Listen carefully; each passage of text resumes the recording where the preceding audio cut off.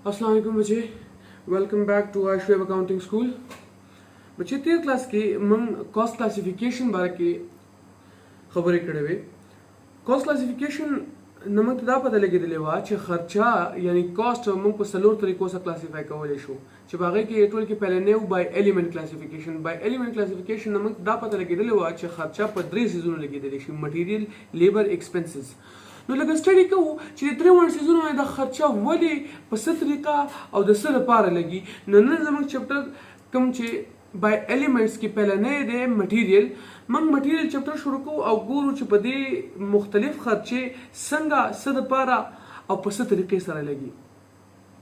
ټول کې پهلا مټیریل باره کې موږ دا ویلي دي چې یو ډایرکټ نیچر مټیریل وي، یو انډایرکټ نیچر وي. ډایرکټ نیچر مټیریل هغه د کم خرچه چې په یو کوسټیونټ باندې په اسانۍ سره ته چارج کولای شي، او انډایرکټ هغه چې په اسانۍ سره په یو کوسټیونټ باندې ته خرچه نشي چارج کولای، هغه انډایرکټ مټیریل وي. بچي منګه اگزامپل اغستو چې کومه کپڑا چې ته په شرټ استعماله دا کپڑا ډایرکټ مټیریل د ځکه تی معلومول شي په یو شرټ څومره کپڑا لګیدلی، خو کوم تار چې په شرټ استعماليږي دا ته نشي معلومول چې په یو شرټ باندې څومره تار لګیدلی دی. نو دا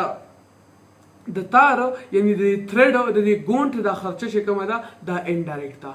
ګورو بچي مټیریل انوینټری موږ څه قسمه په دې باندې ځان پوهه کول لپاره ټول کې پهله موږ دا ویلو کوشش کوو چې بزنس څو قسمه وي. ګورو بچي موږ سره دوه قسمه بزنسز موږ کولای شو، یو وی مینوفیکچرینګ بزنس او یو وی ریټیل بزنس. مینوفیکچرینګ بزنس هغه وی کوم چې په خپل باندې ګډز یعنی پروډکټس مینوفیکچر کوي جوړي. ریټیل والا هغه جوړ شوی شیزونه اخلي، الیکشن پروفیټ په واچي او مخکې خرڅ کی. فور ایگزامپل په کومې کمپنۍ کې چې دا کپڑا راوړل شي په دې باندې کار وکړل شي او پروډکټ ته اساس کی مطلب شرټ ته اساس کی، نو دغه مینوفیکچرینګ کمپنی شول. ځکه چې دوی خام مال راوړو، را مټیریل راوړو یعنی هغه کپڑا راوړله پاغه کار شروع کو او دا غینه یو پروډکټ اساس کو مطلب شرټ ته اساس کو، نو دوی مینوفیکچرینګ وکړو. او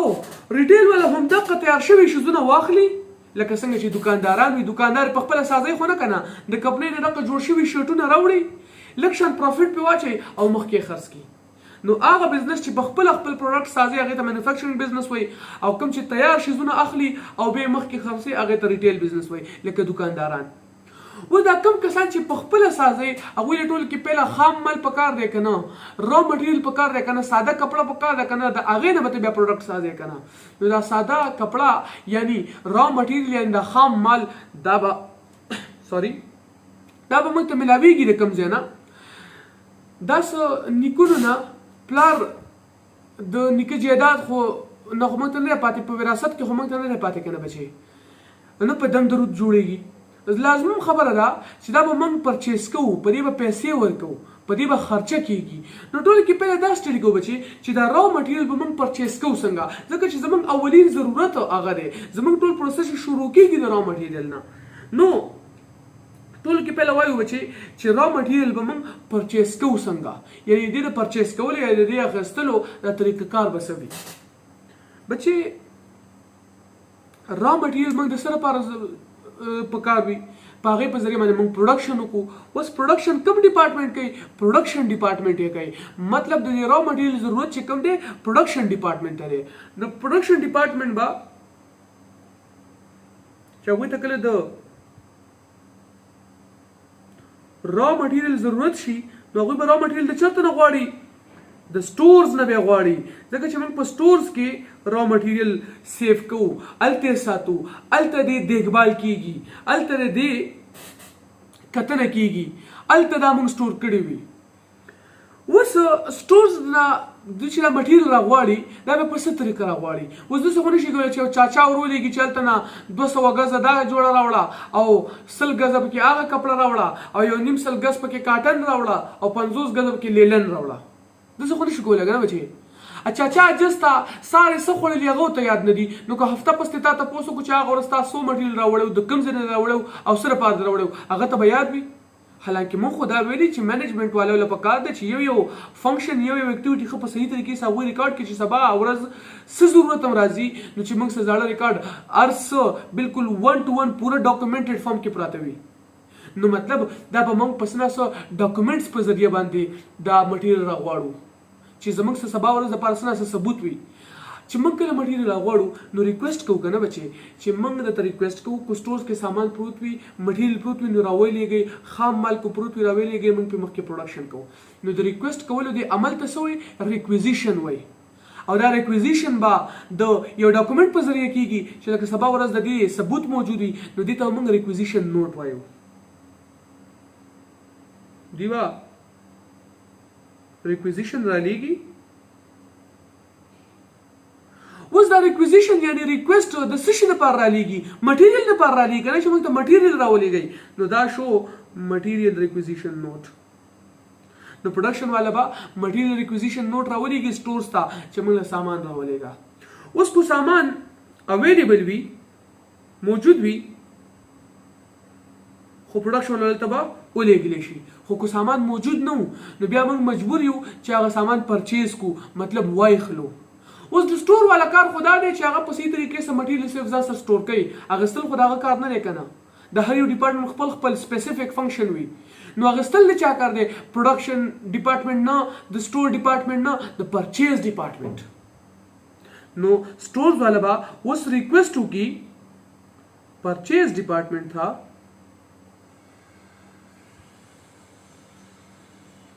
چې موږ د ریکویسټ کوو چې زموږ دومره سامان پکار دی دومره مال مو پکار دی رو مټیریل مو پکار دی دا پرچیز کوي مطلب وای خلی نو دا به په یو ډاکومنټډ ریکویسټ په ذریعہ باندې کیږي نو دلته اوس د سره پر ریکویسټ کیږي د پرچیز کولو لپاره نو سٹورز والا با پروډکشن پرچیز ډپارټمنټ ته پرچیز ریکویزیشن نوٹ لیږي چې سبا ورځ د دې سره ثبوت موجود وي چې پرچیز ډپارټمنټ ته پوښتنه کوي چې مټیریل د ولې اغستیو نو چې هغوی سره ثبوت موجود دی چې ماته سټورز والا دا پرچیز ریکویسټ کړو چې دومره مټیریل پرچیز کا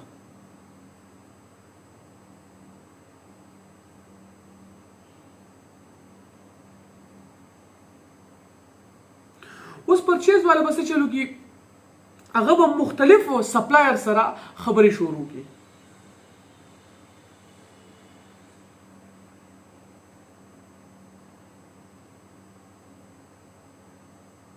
څنګه خبرې به شروع کی هغوی ته به لیټر اف انکوایري ولیږي مطلب د هغوی نه به انکوایري شروع کی مطلب مختلف سپلایرز ته مته پوښتنه کوي چې ما له څوک زما دومره مټیریل په دې کوالټي کې دومره کوانټیټي سره په څه قیمت څومره ډسکاونټ سره او څومره کریډټ ټایم باندې تاسو مال راکولی شئ اوس کریډټ ټایم څه ته وایي مطلب زه یو مټیریل اخلم او زه ورته وایم چې ټیک شو مټیریل خو په ما راخرڅې خو پیسې اوس نشم درکولی نو څومره ورځې به مال راکې څومره ورځې ما سره شته دی څومره ورځې پس به پیمنټ کوم دا چې څومره ورځې تا ته د پیمنټ دپاره میلاویږي دې ته کریډټ ټایم وایي نو هغوی به ټول کې پهلا خپل معلومات کوي مطلب لیټر آف انکوایري بلیږي لیټر آف انکوایري مختلف سپلایرز ته د هغې په بدل کې به هر یو سپلایر خپل خپل ریپلای را لېږي نو هغې ته سپلایر ریپلای هم وایي لیټر آف ریپلای هم وایي ریپلای ټو انکوایري لیټر هم وایي خو عموما کوم چې اکاونټنټس نوم استعمالوي هغه دی کوټیشن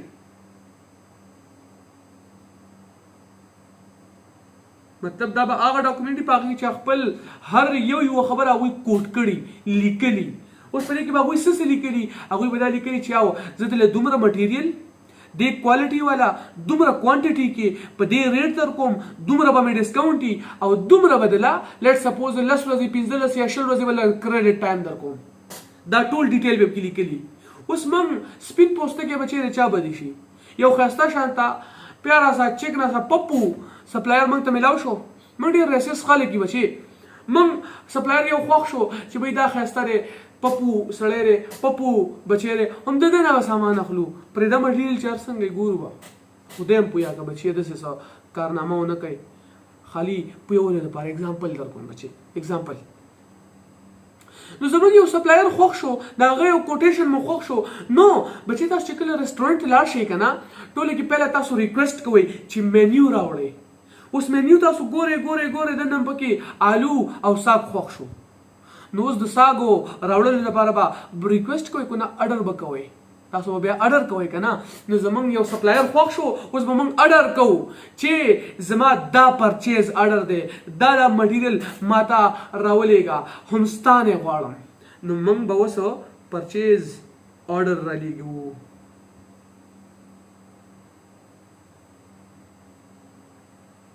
پرچیز اډر به څوک کوي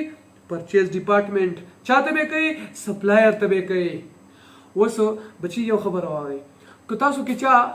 آنلاین چېرته څه اډر کړی که نه آنلاین مو د یو برانډ نه سره غوښتي نو هغوی تاسو ته بیا ایمیل یا کال کوي که نه د کنفرمیشن لپاره چې دا ستاسو اډر کنفرم دی که نه تاسو یې غواړئ که نه هم تاسو کړی و دا اډر در ویلېږم که نه دا سامان مو دومره پیسې دي دومره ټیم کې به درځي تاسو څه وایئ کنفرم کوئ که نه یې کنفرم کوئ در ویلېږو که در وایي نه لیږو نو چې تاسو ته وایي چې آو جي دا هم ما اډر کړی و بلکل زه یې غواړم زه ذمه دار یم راویلېږه نو بیا د هغې نه پس تاسو هغه اډر کنفرم شي که نه نو دقسې سپلایر به هم اوس د کنفرمیشن لپاره یو نوټ رالیږي هغې ته ایډوایس نوټ وایي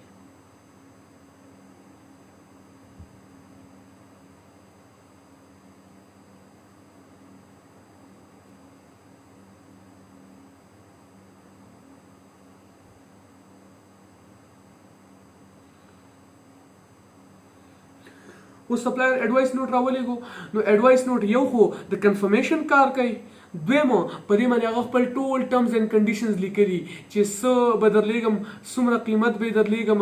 او څومره به مې د ډیلیوري ټایم وي ښه بچې هر څه کنفرم شو اوس به سپلایر سامان رالیږي اوس سامان به چېرته رالیږي اکثر ټیچران وایي سټورز ډپارټمنټ ته رالیږي دا خبره ټیک ده خو پوره ټیک نه ده بچې پوره ټیک نه ده کنسپچوالو او ښه پوره ټیک خبرې به یې ورسره کوو صحیح او پوره نالج به حاصلولو کوشش کوو بچې سپلایر چې کوم سامان دی هغه به سټورز ته نه بلکې ګوډز ریسیو سیکشن ته راولېږي یا ګوډز ریسیو ډپارټمنټ ته راولېږي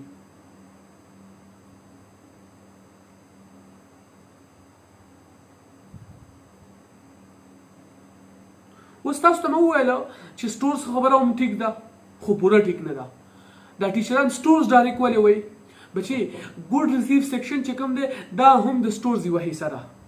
خو د سټور یو پورشن دی اوس سټورز کې بېله یوه حصه د څه لپاره جوړه کړې ګوره بچې سټورز ته ډایرکټ داسې ایرې غیر خلکو ته رسایي مه ورکوئ سټورز ته دا اخورې خوا خلک مه پرېږدئ دا د املوکو په تول چې خرڅېږي دا خلک به سټورز ته نه پرېږدو بچې د سیفټي پرپز لپاره که تاسو ډایمنډز جولري ګولډ سونا یا څه اټم بم ایښی دی په انوینټرۍ کې نو داسې ټایپ ته انوینټرۍ له به څوک اخوا دېخوا کس ور پرېږدئ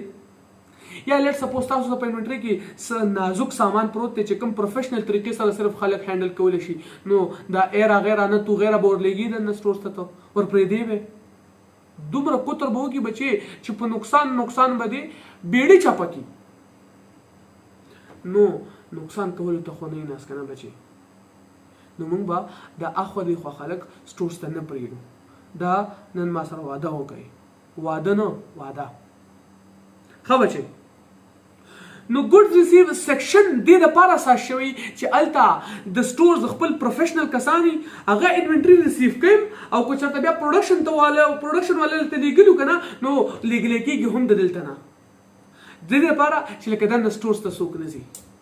چې سټورز کې څومره انوینټري ده هغه سیف او په صحیح طریقې سره پرته وي نو ځکه موږ ګوډ ریسیو سیکشن ساس کړی نو سپلایر چې کله سامان رالیږي ډایرکټ سټورز ته نه ځي هغه ګوډ ریسیو سیکشن ته هغه سامان ځي نو بچې سامان ګوډ ریسیو سیکشن ته راغلی نو دې څنګه چې موږ بره دا یو نوټ سازو خپل ثبوت دپاره د سپلایر اجس سره خو څه ثبوت پکار دی که نه که سبا اجس پیسې وغوښتلې او موږ ورته چوکه ونیولې چې زه خدای دې غار کا دماغ دې خراب دی زه دا پوله ونیسه او زه رسې څه انوینټري رالیږلې څه پیسې غواړې روغ یې پراټه مراټه دې خوړلې ده که نه چیر یې څکلی دماغ دې په ځای دي نو هغه اجس په زړه به څه تېرېږي که خیرې وکړې بیا او چې ګپ لګو اوس سپلایر سره ثبوت خو پکار دی کنه چې سبا یو بل باندې ډز ډومباقي کوي نو د هغې نه ښه دا دی چې تاسو پروسیسز په داسې طریقه وشي چې ته هغه ته باونډ یې هغه تاسو ته باونډ یې دواړه یو بل ته تړلی شوي یې په یو کانټراکټ کې په یو اګریمنټ کې نو بچي سپلایر چې کله دا سامان موږ ته رالیږي که نه را مټیریل رالیږي نو سره ورسره په هغه کوم ډلیوري وین کې چې سامان رالیږلی دی که نه هغې سره یو ډلیوري نوټ راولیږي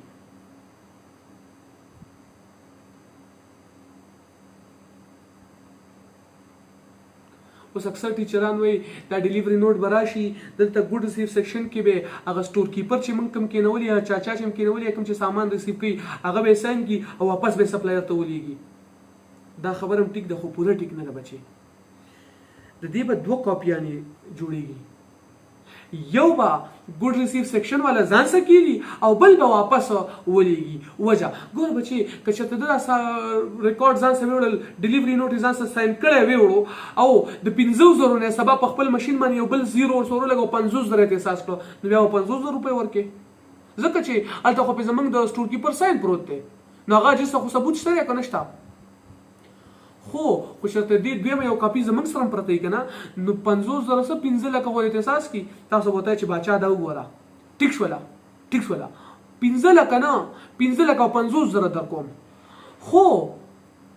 دا دویم ډاکومنټ هم ستا طرف نه ساز شوی تا رالیږلی و او په هغې باندې هم زموږ هغه سټور کیپر ساین کړی ستا د هغه ډلیوري والا کسانو په مخ کې پې کړی نو ستا په هغې 15 لیکلي شوي زموږ په دې 15,000 لیکلي شوي دا ولې ټیک خو یې دلته بوستي که څه دي نو نه به هغه تاسو سره ټریک کولی شي نه تاسو هغه سره نو دواړو طرفونو ته به یارۍ دوستۍ لوبه روانوي نو ګوره بچې ډلیوري نوټ دغه لپاره راشي اوس ډلیوري نوټ رالی نو د هغې نه پهله خبره دا ده چې د ګوډ ریسیو سیکشن والا چې کله سامان ریسیو کوي نو ریسیو کول پکار دی که نه پکار خو دی خو هغه ته دا څنګه پته ولګي چې دا زموږ سامان دی که پردی دی ټولو کې پهله به هغه پرچیز آرډر ته ګوري مطلب د پرچیز آرډر به یوه کاپي دلته هم پرته وي نو مطلب چې پرچیز آرډر به څو کاپیانې د پرچیز آرډر به ټوټل 4 کاپیانې سازېږي یو باندې په آرام سره پوهه کوم خو یو به پکې پرچیز ډپارټمنټ ځان سره کېږي یو به سپلایر ته ولېږي لکه آرډر وله ورکوي که نه او یو به ګوډ ریسیو سیکشن ته ولېږي چې کله هغوی سامان ریسیو کوو که نه نو چې دې نه ورته پته لګېدلي چې موږ څه آرډر کړي او دوی راغوښتي یا رالیږلي څه دي نو یو خو دا خبره پروف کېږي بل یو بله خبره د دې نه پروف کېږي بچې ټول کې پهله دا نه کتلی کېږي چې موږ راغوښتي څه وراله څه ټول کې پهله به بچې دا ګوري چې موږ غوښتي وو او که نه وو د هغې نه پس به دا ګوري چې موږ څه راغوښتي وو او د څه رالیږلي وجه ګوره بچې کمپیټیټر په مینت باندې داسې یو بهانه ګوري چې په څه طریقه تا لکه د میږي په شان تر خپو نه لاندې راولي ته به وایې چې باچا ټرک رالی بس مزې شولې انوینټري ته مطلب سټورز ته دننه کا خو چا وغوښته خو وبېلېږم او کوی نه غوښته خو بس مزې چرچې دي انوینټري را پرته به یې را سره سور کې به یم خو که په دغه انوینټري کې دننه بم پروت و او پوره کمپنۍ دې له والوزوله بیا که دغه ستا د یو کمپیټیټر یو چالو بیا یا ډاکوان په دې کې دننه ناست بیا نو ټول کې پهله بچې دا کتلی کېږي چې اډر شوی دی او که نه که شوی نو د هغې نه پس به دا ګوري چې د پرچیز اډر کې موږ اډر څه کړی او ده رالیږلي څه دي د هغې مطابق به دوی خپل یو ریپورټ سازی که نه چې او موږ دا څیزونه ریسیو کړل نو هغه ریپورټ ته شارټ فارم کې ته GRN وایي او خپل نوم یې ګوډز ریسیو نوټ نو د دې نه دا خبره پروف شوله که نه چې ګوډ ریسیو نوټ په ګوډ ریسیو سیکشن کې جوړېدی شي سټورز کې نه جوړېږي بچې نو دوی به خپل چې کوم ریکارډ سازی هغې ته څه وایي goods receive note اوس د ګوډ ریسیو نوټ هم 4 کاپیانې سازېږي بچې یو خو به ګوډ ریسیو سیکشن ځان سره کېږي یو به پرچیز ډپارټمنټ ته ولېږي چې او کوم تا چې آرډر کړی په هغې کې دا سامان رالی یو به سټورز ته ولېږي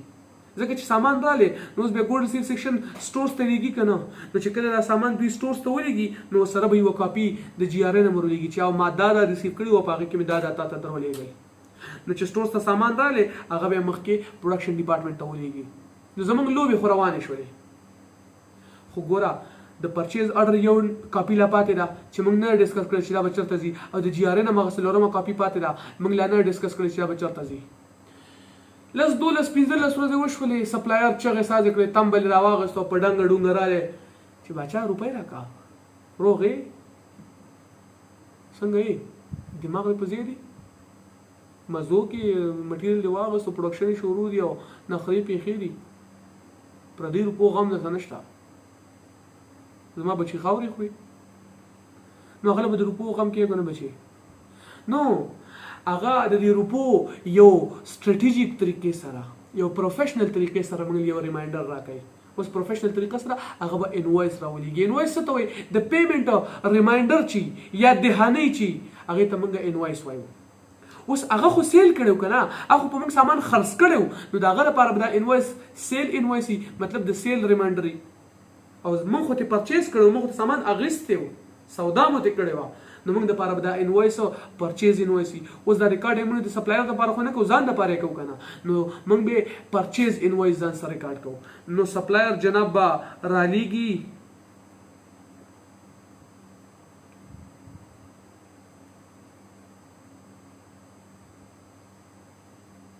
پرچیز انوایس چرته به رالیږي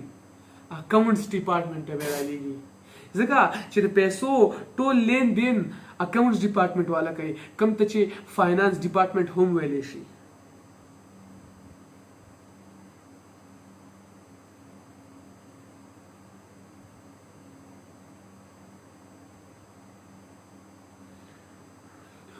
اوس اکاونټس ډپارټمنټ والا په پټو سترګو پیسې ورکوي که نه څه ناڅه پروف به چک کوي لږ اخوا دیخوا به تپوس پوښتنه کوي چې دا پیسې د ده حق جوړیږي او که نه جوړیږي نو موږ چې ویلو چې دا پرچیز ډپارټمنټ به 4 کاپیانې وي یو پرچیز آرډر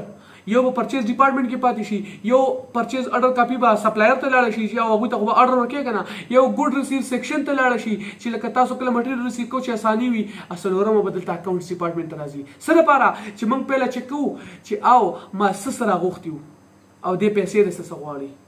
نو ټولې کې پهله به دا پرچیز انوایس موږ د څه سره میچ کوو د پرچیز آرډر سره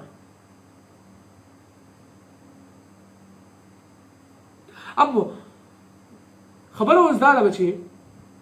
چې ټیک شول موږ دا خو وکتل چې موږ څه څه آرډر کړي وو خو ده رالیږلي څه څه دي هغه خو هم چک کول دي که نه مطلب ګوډز ریسیو نوټ کوم کې چې موږ لیکلي چې موږ دا ریسیو کړو دا را سامان را لېږلی نو د ګوډ ریسیو نوټ هم 4 کاپیانې وي یو ګوډ ریسیو سیکشن کې پاتې شي یو سټورز ته لاړه شي یو پرچیز ډپارټمنټ ته لاړه شي چې یو تا چې کوم آرډر ورکړو په هغه کې دا ریسیو شو څلورمه کاپي به دلته اکاونټس ډپارټمنټ ته راځي دې دپاره چې کله د انوایس راشي مطلب د پیسو دپاره هغه ډیمانډ وکړي نو چې ته چک کولی شي چې او پرچیز آرډر نه به موږ چک کو چې موږ څه څه آرډر کړي وو ګوډ ریسیو نوټ نه به موږ چک کو چې موږ ته ریسیو شوي څه څه دي او دې پیسې د څه غواړي نو دا درې واړه به یو بل سره میچ کېږي د هغې نه پس به پیمنټ کوو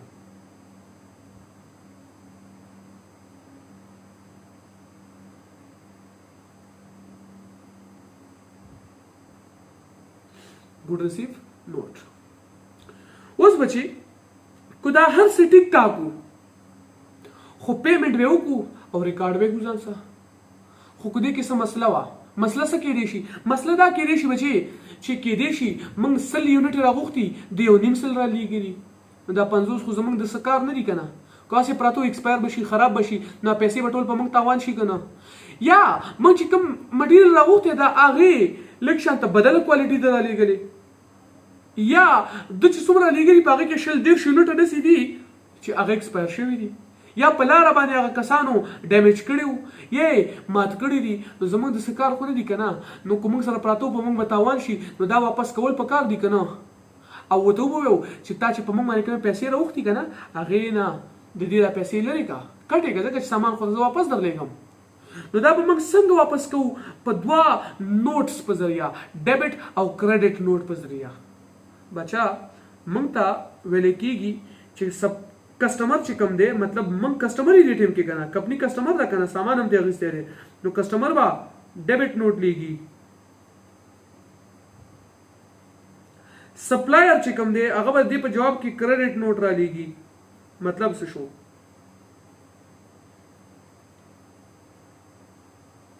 یو کوېسچن دی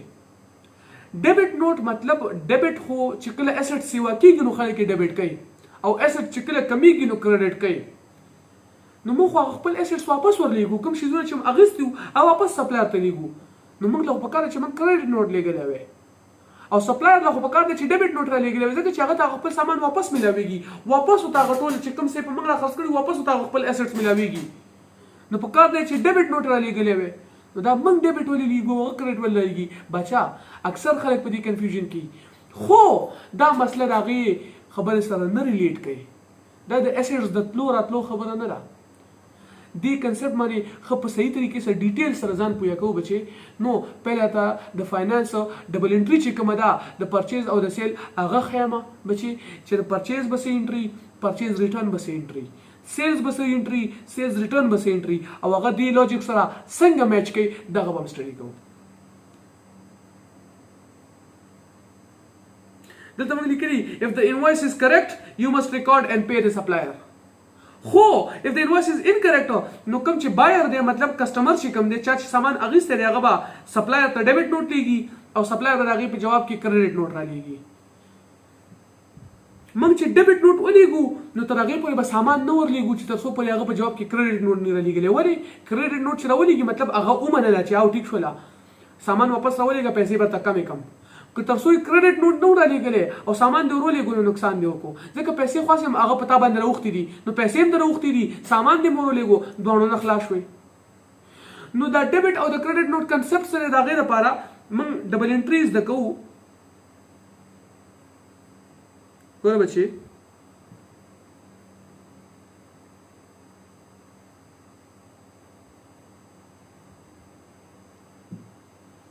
پرچیز چې موږ کلم کوو که نه نو سامان اخلو که نه نو انوینټري اخلو، انوینټري موږ ته را روانې، انوینټري زموږ اسټ دی که نه نو زموږ اسټ سیوا کېږي. چې اسټ سیوا کېږي ډیبټ کوي که نه نو موږ ځکه همیشه ویو چې ډیبټ پرچیز. لیټ سپوز موږ د 1000 روپو سامان اخیستی دی نو 1000 روپۍ به ډیبټ کوي که نه.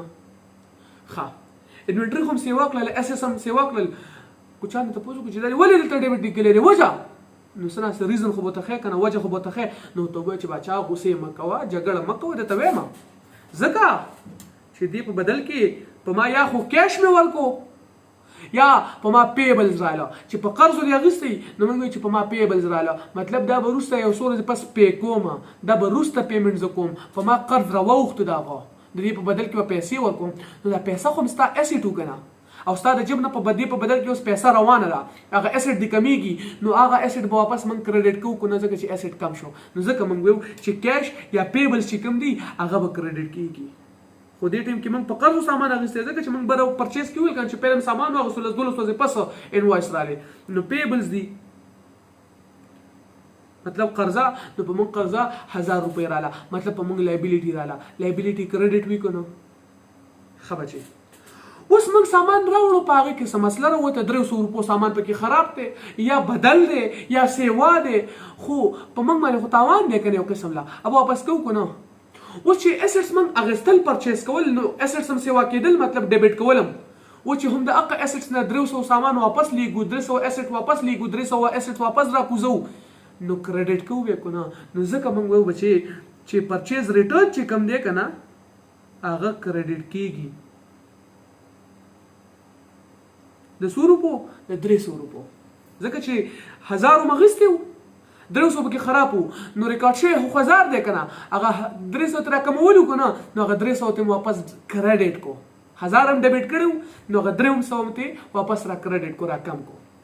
ښه اوس چې سامان هم ولېږو نو په موږ چې څومره پیسې د دې په بدل کې راوختې وي هغه واپس لیږل دي که نه، هغه ختمول دي که نه.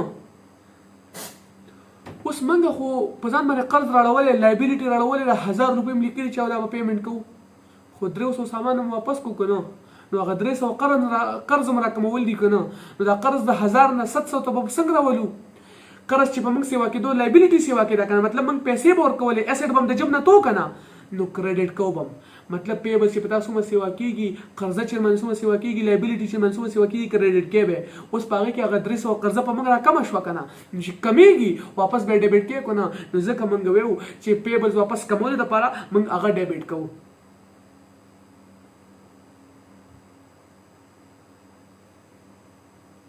څومره کم کو 300 واپس را کم کو نو 1000 روپۍ به زم کریډټ کړیو 300 ته واپس را کمول نو هغه 300 پکې واپس ډیبټ کړل نو 1000 نه 300 را کم شو کنه 900 پاتې شو کنه نو هغه چې موږ ډیبټ نوٹ لیکو هغه د اسټ د وجه نه لیکو هغه خالي هغه ته ریکوست کو چې جناب او سامان واپس در لیکو خو زمونږ هغه پیبلز مطلب تا چې په موږ باندې کومې پیسې راوخته وي قرض هغه واپس را ډیبټ کا مطلب هغه زمونږ پیبلز واپس را کم کا هغه ډیبټ کا نو هغه د ډیبټ نوٹ مطلب ریکوست ته کو چې زمونږ قرض را کم کا موږ ځکه ډیبټ نوٹ لیکو ها موږ خو پرچیز کړو اچھا چا موږ ته سامان را لېږلې د هغه لپاره خدا سیل دی که نه هغه خو خرڅ کړی و که نه نو هغه به یې څنګه ریکارډ کړی چې کوم وخت هغه سامان خرڅ کړی و څنګه به یې ریکارډ کړی هغه سیل چې وکړو مطلب تا سامان خرڅ کو نو ستا نه خو انوینټري لاړه که نه د انوینټري ستا اسیټ وکړو نو ستا اثاثه وکړو نو چې اسیټ ستا نه لاړه اسیټ کریډټ کېږي که نه بیا چې اسیټ ستا نه رواني نو کریډټ کې به چې سیوا کېږي ډیبټ کې به نو فعلا ستا نه خو اسیټ لاړه که نه تا خپل انوینټري کسټمر له ورکړه خرڅه نکړه نو موږ ځکه وایو چې سیلز همیشه کریډټ کېږي د 1000 روپو سیل یې په موږ باندې کړی ښه سیلز یې کریډټ کړو مشر رالی اچھا چې دا انټري کوله که د هغه مشر رالی چې لکه دا ته څه لیونی که څنګه سیلز دې ولې کړی که څه چل دی ولې دې کم کړل زموږ اسیټس هغه ته چې سر جي بدل کې پیسې راکړې مفت هم نه دی خرڅ مې کو پې نو هغه به وایي ښه ټیک ده چې پیسې ملاوېږي بیا ټیک ده پیسه د چا نه خوښه بچې اوس پیسه اسیټ دی نو دا کوم انوینټري چې خرڅه کړه دی په بدل کې ورته پیسه ملاوېږي هغه هم اسیټ دی مطلب هغه یو اسیټ د دې سیوا کېږي نو موږ په ډیبټ کې ولیکو چې او هغه یا خو کیش ته ملاوېږي یا ریسیویبلز دي مطلب دا به یو څو ورځې پس زما نه ریسیو کوي نو که په قرض دې په چا سیل کړی که نه بیا به هغه ته خپل ریسیویبلز لیکي چې او دا پلانکي کس نه به زه دومره یو څو ورځې پس ریسیو کوم او که په کیش دې پې کړی نو چې څومره کیش درکړي هغه به ډایرکټ به ولیکي چې کیش ډیبټ 1000 خو موږ خو دې په قرض باندې فعلا سامان اخیستی نو موږ به په خپل ریسیویبلز کې اچولي که نه چې او دا پلانکي ځوان چې کوم دی که نه په نه باندې مې د 1000 روپو قرض دی ریسیویبل دی مطلب دا به ته ریسیو کومه 15 ورځې پس نو هغه به دلته ریسیویبلز په لیکلي په ډیبټ کې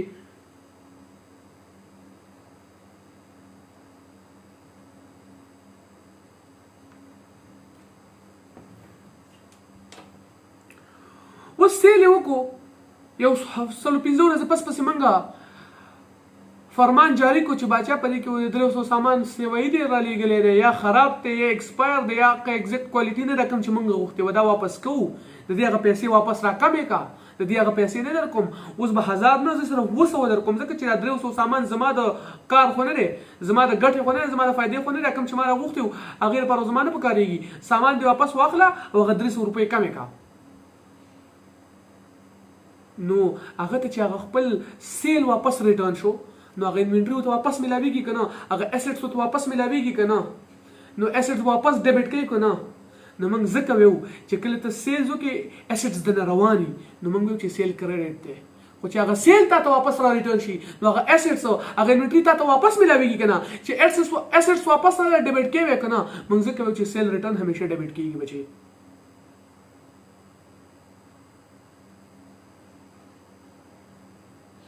اوس 1000 روپو سیل یې کړی و 300 ته واپس شو که نه نو د 1000 نه به هغه 300 واپس را کمی که نه نو چې سیوا کېدو سیلز د ریکارډ کوو کریډټ کوي اوس چې واپس را ختموي هغه 300 نو ډیبټ کوي که نه الټه انټري به کوي که نه نو په 300 باندې سیلز ریټرن په نوم باندې ډیبټ کوو ساده سیلز به چاته هم نه ډیبټ کوئ او نه به ساده سیلز کریډټ کوئ پرچیز نه به پرچیز کریډټ کېږي نه به سیل ډیبټ کېږي ځکه پرچیز مطلب سیز اغستو څخه تاسو انوینټري راځي نو کریډټ کې څنګه پرچیز ریټرن په نوم به کریډټ لیکي او دغسې سیلز په نوم باندې ستاسو انوینټري روانه ده نو کریډټ کې به نو سیلز ریټرن په نوم به ډیبټ کې بچي اوس چې ده هغه کوم سیلز کړي هغه ورته واپس شو نو د چې په ما کومه قرضه راړولې وه په هغې کې ورته هغه 300 خو به اوس نه ملاوېږي ځکه چې هغه 300 سامان پسې ما واپس ولېږو نو د چې په ما پسې کوم قرض لیکلی و په ما پسې چې کوم ریسیوبل ځان سره لیکلي و هغه د ځان سره ډیبټ کړي و که نه ځکه هغه د یو اثاثه وه که نه اسیټ و که نه یو څو ورځې پس صحیح خو پیسې خو به ورته ملاوېدې که نه اسیټ خو به ورته ملاوېدو که نه نو ځان سره ډیبټ لیکلی و اوس هغه 300 خو ده ته نه ملاوېږي 1000 په ځای به ورته صرف 200 ملاوېږي خو ده خو لیکلي 1000 دي که نه نو هغه 300 به ته اوس راکموي که نه نو چې کوم وخت کې ریسیوبلز ده لیکل ډیبټ کولې اوس چې ته 300 راکمې نو کریډټ کوې که نه موږ ځکه وایو چې ریسیولز کمې نو کریډټ کې وي.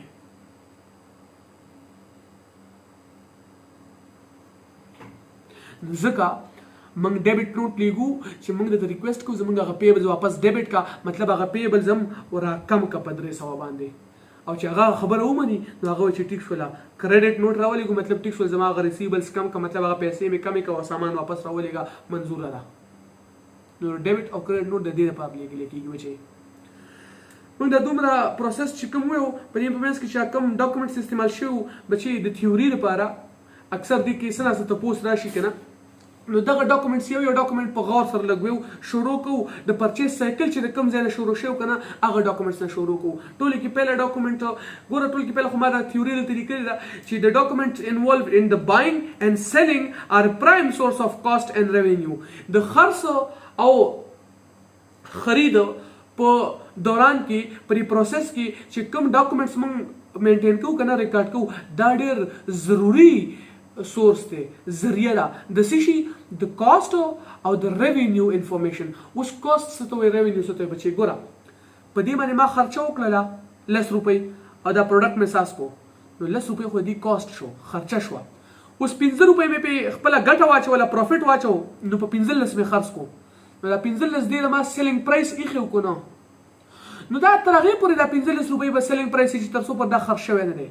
خو چې دا ما خرڅ کو او 15 روپۍ مې جیب لرالې نو هغه پیسو ته خو زه سیلینګ پرایس نشم ویلی کنه هغه ریونیو ده مطلب چې په ریونیو کې دننه د دې پروډکټ هغه خرچه هم 10 روپۍ پرته وه او 15 روپۍ پروفیټ هم پکې پروت و. نو ریونیو او کاست باندې پوه شوئ کاست یعنې خرچه ریونیو د دې خرڅولو نه پس چې کومې پیسې رالي په هغې کې چې خرچه او پروفیټ دواړه پکې لا پراته دي.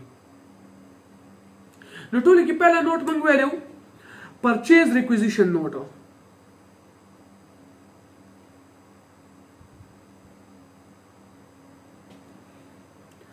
پرچیز ریکویزیشن مطلب موږ چې کله ریکویسټ کو سټورز والے چې کله ریکویسټ کو چې زه ته ریکویسټ کوم مینت ته کوم زاری ته کوم په خپل ته پرې وځم چې مټیریل پرچیز کا ریکویسټ ته کوم نو دا ټول کې پهلا ډپارټمنټ د چرته تلو stores department purchase department ته ویلو چې دا مټیریل پرچیز کا ریکوست ته کوم مینت ته کوم زاری ته کوم خبرې کې بدن لیکل کېږي څه کنټینټ سره تاریخ وب کې لیکل کېږي دا چې چا لګره د کوم ډپارټمنټ نشیتلې دا چې کوم ریسپانسیبل ذمہ دار کس وګنه کو سپروایزر دی او کو منیجر دی داغه سیګنیچر به پکې ریکویزیشن نمبر به نمبر سره پاره چې ډیجیټلی ډایرکټ په کمپیوټر کې هغه نمبر ورکړو چې هغه پورا پرچیز ریکویزیشن نوټیس ته مخترع شي. دا سره بابا آدم زمانہ خو نه کنه سرسه پر خو نه کنه چې په پاڼو باندې لیکل کوو کمپیوټر دی کنه نو پورا ډاکومېنټ پسې څه لګا خو ډایرکټ هغه د دې کوم مین نمبر چې کوم کنه ریفرنس نمبر هغه ورکا پورا ریکویزیشن نوٹ به تراشي. بیا کې سپلایر ډیټیلز دي داغه نوم داغه کانټیکټ اوس کانټیکټ د فون نمبر هم کې دي شي ایمیل هم کې دي شي او هغه چې کوم ایډرس دی هغه هم پکې لیکل کېږي. بیا کیټالاګ نمبر مطلب کوم ټایپ ته مټیریل پکار دی کوم کیټالاګ دی تا بیا کوم قسم ته مټیریل پکار دی څومره انوینټری مطلب لیټ سپوز ما تو ویلو چې مالا د ګرمۍ والا کپڑے راوخایا دا کیټالاګ شو. بیا کې کوم قسم دی خپدې کې کاټن راوخایا دا قسم شو او په کاټن کې 1000 میټر کپڑے مال راولېګا دا ماته کوانټیټي خوده اکه خبره شوې ده چې کو سپلایر د مخ کې نه پیژاندلو خو بیا خو د انکوایري ضرورت نشته کنه خو چې کوم سپلایر ته مخ کې نه پیژنې یاري دوستي د سره د بزنس د مخ کې نه جان پہچان خو بل ډایرکټ موږ پرچیز اډر ورکو او کو سپلایر نه پیژنې یا کو پیژنې خو ته وې چې زه یو نوې سپلایر ګورم چې خنه خرید راته ملاوي شي نو بیا به مختلف سپلایر ته موږ انکوایري لیټر لیږو. نو اس انکوایری لیټر په پرچیز ډپارټمنټ لیږي او سپلایر ته به لیږي دنه به کې پرایس لیکلي کوانټیټي کوالټي به لیکلي ډیسکاونټ به لیکلي کریډټ ټایم به لیکلي چې مطلب پرایس به څنګه سګري کوانټیټي او کوالټي به څنګه ډیسکاونټ به څومره کې او کریډټ ټایم اوس کریډټ ټایم څه ته وایي بچي مطلب فار ایگزامپل نن پهلنې تاریخ دی دا ما اډر کو او په 15 تاریخ دا ماته ملاو شو را ورسېدو نو د پهلنې نه والا 15 تاریخ پورې 100 ورځې وشولې 15 ورځې شوې کنه نو مطلب د اډر پلیس کولو نه ریسیو کولو پورې څومره ټایم ولګي 15 ورځې ولګي دا 15 ورځې زما لیډ ټایم دی یا ډیلیوري ټایم دی مطلب چې څومره ټایم کې ورته اډر را رسې. بیا دې په بدل کې هغه ریپلای را لېږي، هغې ته لیټر اف ریپلای هم ویلی شي، لیټر اف سپلای هم ورته ویلی شي، یا کوټیشن هم ورته ویلی شي. نو هغه به پکې یو خو دا خبره ده چې سپلای به را لېږي، پروډکشن ډپارټمنټ ته به را لېږي، ټول کې پهله خو بیا کیټالاګ لیست پکې ښودلی، بیا به پکې د هغې ټول پرایسز لیکلی چې کوم شیز په څه قیمت باندې به میلاویږي.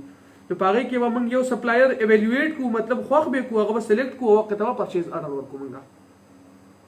اوس پرچیز اډر به پرچیز ډپارټمنټ سپلایر ته لیږي که نه، په هغې کې دننه به ډیټ وي، سګنیچر به وي، لیډ ټایم او ډیلیوري ټایم به پکې لیکلي چې څومره ټایم کې به رارسې، کوالټي او کوانټټي به لیکلي، پرچیز اډر نمبر به لکه څنګه چې موږ د پرچیز ریکوزیشن هغه ریفرنس نمبر لیکلي دغسې دې یو نمبر وي، او نوم، اډرس، فون یا ایمیل چې کوم وي که نه هغه هم پکې لیکلی کېږي، خو د خریدار هم او کوم کس چې خرڅوي یا سپلایر هم د دواړو به لیکلی کېږي. بیا ایڈوایس نوټ ا کنفرمیشن لیټر چې کوم دا به سپلایر پرچیز ډپارټمنټ ته ور سند کوي، ټرمز اینڈ کنډیشن پکې کنفرمیشن پکې د څه شي د پرایس کنفرمیشن چې او ګورې دا به زه په دې پرایس تر کومه، دومره کوانټټي به وي، دومره کوالټي به وي، او دومره ټایم به په اډر کې لګي در ویلېږم که نه. نو که تاسو یې کنفرم کړئ چې او راویلېږئ نو هله بیا هغه جناب رالیږي. ښه دې نه پس ډیلیوري نوټ سپلایر چې ټرانسپورټ کې رالیږي. اوس د دې دوه کاپیانې، یو سپلایر ځان څه واپس وویسي، هغه کم ګاډي کې چې رالیږلي هغه ګاډي کې واپس لاړ شي، یو موږ څه پاتې شي. اوس که ګوره چې دا ټرانسپورټ سپلایر خپل استعمالوي نو هغه بیا ډیلیوري نوټ رالیږي، ځکه چې هغه خو هغه پر یو ډیلیوري وه که نه، زموږ سامان موږ ته را ډیلیور کړو نو ډیلیوري نوټ به استعمالوي. خو که موږ خپل ګاډی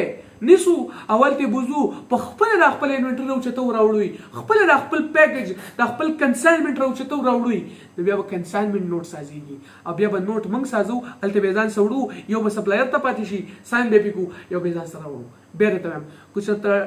سپلایر په خپل ترانسپورټ کې سامان موږ پسې رالیږي دا خو هغه لپاره یو ډیلیوري ده که نه، نو ډیلیوري نوټ به رالیږي او هغه به یې رالیږي. خو که موږ پسې په خپله ځو سامان راوړو نو موږ دپاره خو هغه زموږ یو کنساینمنټ دی، زموږ پیکج دی، نو هغه به بیا کنساینمنټ نوټ سازېږي، موږ به یې سازو. بیا ګوډ ریسیو نوټ یعنې ګوډ ریسیو سیکشن کې چې هغوی خپل کم ریکارډینګ کوي، 4 کاپیز دي، پرچیز ډپارټمنټ سټورز او ګوډ ریسیو سیکشن ځان له وساتي، یو اکاونټ ډپارټمنټ ته لاړ شي چې لکه پیمنټ دپاره. بیا پرچیز انوایس راشي، په هغې کې کنټینټ څه شی وي، ډیټ وي، سګنیچر وي، نیم ایډرس او فون د بایر او سپلایر دواړو وي، کوانټټي او پرایس دواړه لیکلی شوي، ریفرنس نمبر سمپل اقره او ټیکس پوینټ. اوس ټیکس پوینټ څه ته وایي، ډېر په ښایسته وړوکي ساده او صفا انداز کې مې بچې لیکلي دي ښکته چې هغه تاریخ چې په کوم باندې ته ټیکس ورکې هغې ته ټیکس پوینټ ویلی شي. پیسو له چې کوم انوایس جوړېږي رسید سازېږي ښکته کې اکثر دا غټ غټ سټورونه لیکلي که نه چې په دې کې دومره ټیکس هم دی، دا پیسې دي او دومره ټیکس هم دی. نو هغه قیصه کوي بچې. اوس انوایس وایي چې لکه پرچیز اډر او ګوډ ریسیو نوټ سره به میچ کړي، که ټیک خو پیمنټ به وکړي، که ټیک نه نو هغه ډیبټ او کریډټ نوټ په ذریعه به پکې کریکشن وشي، او د هغې نه پس به ټیک کړو چې ټیک دي کړو، بیا به پیمنټ وکړو، بیا به ریکارډ کړو. دا خو بچې پرچیز سایکل و. ایډیشنل نوټس یا ایډیشنل ډاکومنټس سری یو خو پکې مټیریل ریکوزیشن خبره شوې ده، شوروا چې کوم ځای کېدو مټیریل پهله ریکویسټ شوی که نه پروډکشن والا چې سټورز نه غوښته چې ریکویسټ درته کوم مټیریل راوړه، خو بیا د پرچیز پروسس د کوم ځای نه شروع کېدو کله چې سټورز والا ریکویسټ وکړو چې پرچیز وکړئ، نو پرچیز عمل خو هغه ځای نه شروع شو که نه، که دا ریکویسټ نه وی شوی پرچیز هغوی نه کوو. نو مټیریل ریکوزیشن نوټ او پروډکشن والا ته سامان په کار نو سټورز ته یې وویل چې بهی موږ ته مټیریل راولېږئ، نو دی باندې خو ټول پوهېږي. بیا یو مټیریل ریټرن نوټ دی، یو مټیریل ټرانسفر نوټ دی، په دې باندې پوه کوم بچي ډېر په اسانۍ سره ډېر په نرمه لهجه ګورئ ورته بچي.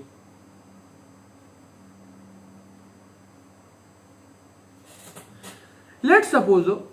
پروډکشن والا موږ نه 400 kg سامان راوغوښتو، موږ ته ور ولېږو، 350 پکې استعمال کړل او 50 پاتې دی، نو هلته که دقسې پروت و خراب به شي یا به مات شي یا کیدی شي دقسې هوا ته پروت وي که نه او هغه داسې څه مټیریل وي چې ایکسپایر کیدی شي، خرابېدی شي یا زموږ د کاره وتلی شي، نو په کار دی که نه چې واپس سټورز ته راشي چې په صحیح طریقې سره یې ځان سره کنټرول وساتو چې خراب نه شي، ایکسپایر نه شي، مات نه شي، ډیمیج نه شي، نقصان دی که خراب شو نو واپس سټورز ته لیږل پکار دي که نه. نو کوم وخت کې چې دوی مټیریل راغوښتو ریکویسټ یې کوو نو هغه وخت کې مټیریل ریکوزیشن نوټ رالیږو. اوس چې هغه مټیریل واپس ریټرن کوي نو مټیریل ریټرن نوټ باندې بیا ریټرن کوي. کله چې واپس مټیریل سټورز ته رالیږي نو پروډکشن والا به سټورز ته مټیریل ریټرن نوټ رالیږي. اوس مټیریل ترانسفر نوټ څه ته وایي؟ لیټ سپوز فار ایگزامپل دوی دا مټیریل واپس رالیږو او خواته چې بل کوم ډپارټمنټ دی سره د پروډکشن هغه ورته ویل چې باچا خبره وره مال هم پکار دی مټیریل هغه یې ملیږه نږدې مال راکړه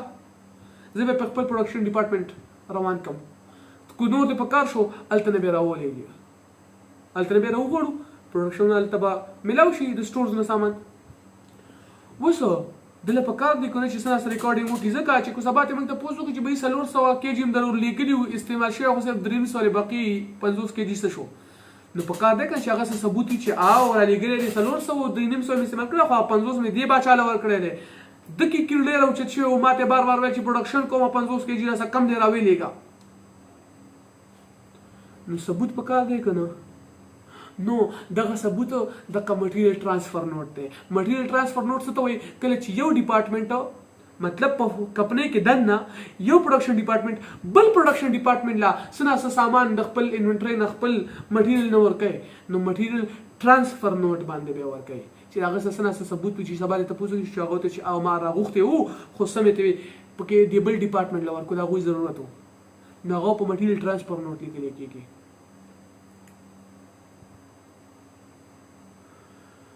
مری مې خوږ شوی بچې دومره چغې مې والې تاسو چې اوس هم نه پوهېږئ نو خدای مې سپي غر کا ښه بچې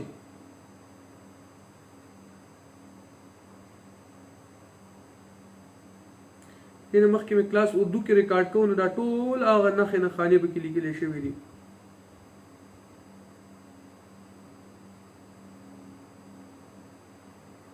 ښه بچې موږ مټیریل راوغوښتو پرچیز سایکل دغه پر زمونږ پوره شو او د هغې ریلیټډ تھیوریټیکل ډاکومنټس هم موږ سټډي کړل پرچیز سایکل پوره شو. اوس پرچیز موږ وکړو را مټیریل راغلی نو د ګوډز ریسیو سیکشن په ذریعه باندې سټورز ته ورسېدو نو سټورز کې هم پکار دی چې څه ریکارډینګ وشي چې مټیریل څومره راغلی څومره پروډکشن ته ولېږو او څومره راسه پاتې دی څه ریکارډینګ پکار دی که نه چې وشي. اوس دغه ریکارډینګ به موږ څنګه کوو هغې لپاره موږ سټډي کوو سټور ریکارډز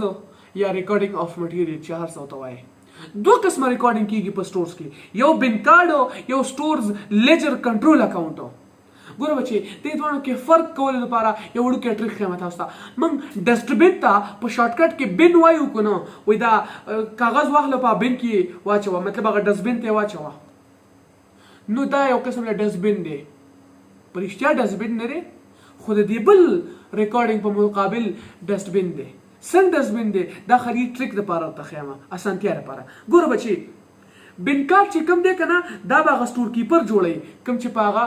سټورز کې ناست وي هغه چاچا به یې سازوي او دا بل څه شی دی سټورز لیجر کنټرول اکاونټ. نو چې خبره پکې د اکاونټ راله نو مطلب اکاونټس جوړول اکاونټس مینټین ساتل دا د اکاونټنټ کار دی مطلب دا به اکاونټنټ سازوي کوم اکاونټنټ مینجمنټ اکاونټنټ به سازوي. دوړو کې څومره فرق دی یو عام معمولی چاچا سازي چاچا جس کو اکاونټینګ کولی شوی نو دغه ته به چوکیداری کولی سټورز ډپارټمنټ کې به پروت وی نو بن کارډ چې کوم دی دا به سټور کیپر سازي او سټورز لیجر کنټرول اکاونټ چې کوم دی دا به دا مینجمنټ اکاونټنټ سازي. اوس دې ته سټور اکاونټ هم وایي سټورز کنټرول اکاونټ هم ورته وایي انوینټري اکاونټ هم ورته وایي مټیریل اکاونټ هم ورته وایي سټورز لیجر کنټرول اکاونټ هم ورته وایي چې هر څه نوم استعمال کړو ټول د یو سپي غوږونه دي. ښه اوس بن کارډ چې کوم دی دا به اترایز کوي څوک دستخط به پې څوک کوي کوم چې د هغه سټورز مینیجر دی یا سوپروایزر دی یا کوم چې ریسپانسیبل کس دی کوم چې ذمہدار کس دی مطلب سټور مینیجر به اترایز کوي. ښه په بن کارډ کې به څه لیکلی کېږي مطلب د هغه چاچا په ریکارډینګ کې به څه لیکلی کېږي او په سټورز لیجر کنټرول اکاونټ یعنی د مینجمنټ اکاونټنټ په ریکارډینګ کې اوس څه لیکل کېږي چاچا عجز به صرف او صرف ریکارډینګ اف کوانټیټي کوي د څه کوانټیټي څومره ریسیو شو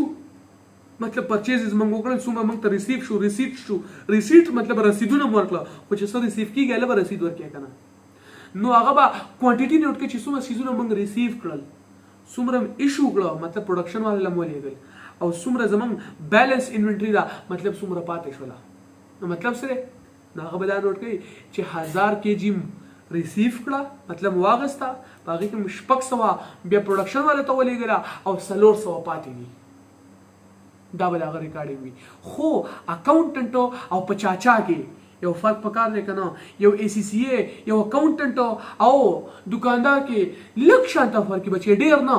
ځمکې او اسمان بس. دا فرق پکار دی چې ظاهر شي، پکار دی چې ښکاري. ګینې بیا ډبلې راواخلئ او دغلته نسوار ټکوئ کښېنئ، څه له اکاونټینګ زده کوئ. نو اکاونټنټ به په خپل ریکارډینګ کې څه لیکي؟ چاچا خو صرف کوانټیټي نوٹ کوله، اکاونټنټ به کوانټیټي او ویلیو دواړه نوٹ کوي. د څه؟ د ریسیټس هم، ایشوز هم او بیلنس انوینټري هم. مطلب هغه به ریکارډ کوي چې ما 1000 kg ریسیو کړه، کوم چې قیمت 10,000 روپۍ و. په هغې کې مې 600 kg پروډکشن والا ته ایشو کړه، کوم قیمت چې 6,000 روپۍ و. او 400 kg را سب کې پاتې دي، کوم چې ویلیو 4,000 روپۍ ده. نو هغه به کوانټیټي او ویلیو دواړه ریکارډ کوي. بیا درته وایم بچې بن کارډ او سټورز لیجر کنټرول اکاونټ دا دوه ریکارډینګ سیسټم دي د سټورز کې. په دې طریقه به هغوی خپل انوینټري ریکارډ کوي. اوس بن کارډ یو چاچا سازي او صرف کوانټیټي به پکې لیکي چې ریسیو مې څومره کړله، پروډکشن ته مې ایشو څومره کړله او پاتې را سره څومره شوله. خو په سټورز لیجر کنټرول اکاونټ چې کوم دی هغه به یو مینجمنټ اکاونټنټ جوړوي، په هغې کې به کوانټیټي او ویلیو دواړه لیکل کېږي چې ریسیو کړي مې څومره دي، ویلیو یې څه وه، په دې کې مې څومره پروډکشن ته ایشو کړله، ویلیو یې څه وه، او د هغې نه پس ما سره بیلنس انوینټري پاتې څومره شوله او د هغې ویلیو څه وه.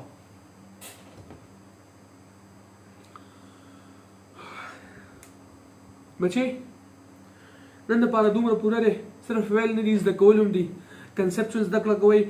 ویډیو چېرته باندې نه پوهېږئ سټاپ کوئ، بار بار ریپیټ کوئ، کنسپچوال لرنینګ کوئ. او بیا درته وایم که بیا هم تاسو ته څه مسلې نو زما نوم دی محمد